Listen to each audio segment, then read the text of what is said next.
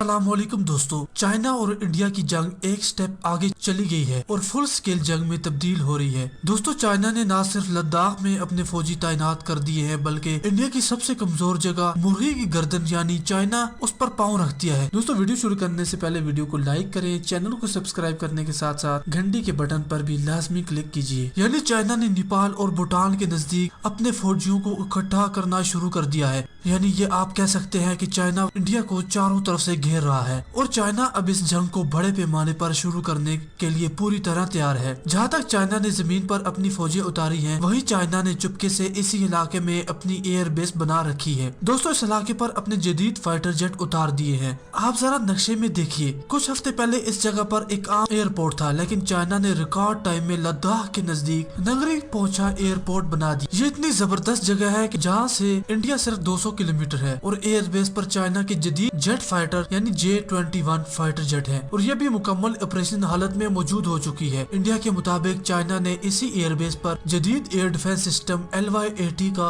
Launch pad भी बना दिया है और इसी से लद्दाख पिंगयांग लेक का फासला 190 किलोमीटर है। और अब इसी एयरबेस से चाइना लद्दाख का आधा इलाका अपनी रेंज में कर रहा है। ये इस एयरबेस की पहली तस्वीर है जिससे जाहिर होता है कि किस तरह टेंशन के कुछ ही हफ्तों में चाइना ने इतनी जल्दी से इसे रिपेयर करके इसे फाइटर जेट के काबिल बना दिया कि ये एक रिकॉर्ड है। दोस्तों, अब आप दूसरी इमेज देखिए जो कुछ दिन पहले ही ली गई है, जिसमें एयरक्राफ्ट की फील्ड नजर आ रही है और जाहिर होता है कि चाइना ने इस एयरबेस पर फाइटर क्राफ्ट खड़े कर दिए हैं। अब दोनों इमेज को देखिए कि चाइना ने किस तरह फुल जंग के लिए अपनी एयरफोर्स को तैयार कर दिया है और अगली तस्वीर ने भारत का गला ही सुखा दिया है। इस तस्वीर को अमेरिकन सैटेलाइट ने शाया किया, जिसमें साफ देखा जा सकता है कि चाइना ने इस इलाके में अपनी एयरफोर्स के जदीद तैयारे खड़े कर दिए हैं और इसी वजह से आज इंडिया कभी अमेरिका की मिन्नतें और कभी नेपाल की मिन्नतें कर रहा है कि उसके लिए कुछ करें।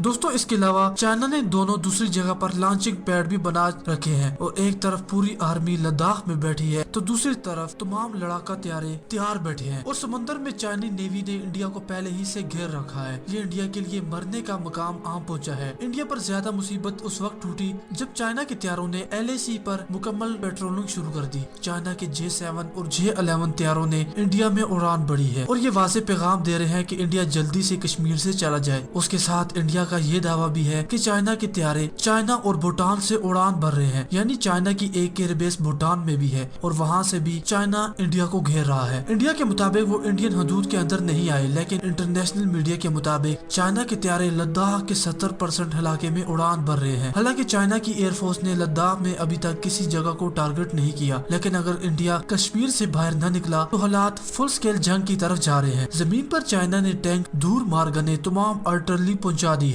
दूसरी तरफ अब भारत ने भी टैंक और आर्टिलरी पहुंचा दी है। भारत का लद्दाख के नजदीक लेह के मकाम पर एक हवाई अड्डा है जहां पर भारत के फ्रंट लाइन के फाइटर जेट Su-30 को पहुंचा दिया है। चाइना के लद्दाख के नजदीक 2 एयरबेस हैं, जिनमें एक होतान और गरनसा है। पिछले साल इन्हीं एयरबेस पर पाकिस्तान के killer fighter jet F-17 thunder को देखा गया था। इन तैयारों को दुनिया में इंडियन तैयारे की किलर के तौर पर माना जा रहा है। इसीलिए पाकिस्तान और चाइना ने पिछले साल इस इलाके को समझने के लिए फजाई मशकें की, जिसका नाम शाहीन एयर था, ताकि पाकिस्तानी पायलट इस इलाके को अच्छी तरह समझ सकें। इसलिए यहाँ पर फजाई मशकें की थी ताकि पाकिस्तानी पायलट अगर जरूरत पड़े तो यहाँ पर आ सकें। पाकिस्तानी जाबाज अपने चाइनी दोस्तों के साथ मिलकर इस मिशन को ज्वाइन करें और फिर इंडियन Su-30 के ढेर लग जाएंगे। दोस्तों, अगर पाकिस्तानी पायलट यहाँ पर पहुँच गए तो आप समझ सकते हैं कि इंडियन Su-30 के ढेर लग जाएंगे। दोस्तों, चाइना एक बात तो जानता है कि पाकिस्तानी पायलट का इंडियन जहाज गिराने में काफी तजर्बा है। इसलिए हो सकता है कि कुछ दिनों में अगर फुल स्केल जंग शुरू हो जाए तो पाकिस्तानी तैयारे लद्दाख के इंच इंच पर अपनी धाक बिठा रहे हों। आपके जहन में एक सवाल तो आया होगा कि इंडिया का सबसे जदीद तैयारा तो राफेल है, तो वो क्यों नहीं लद्दाख में लगाया गया?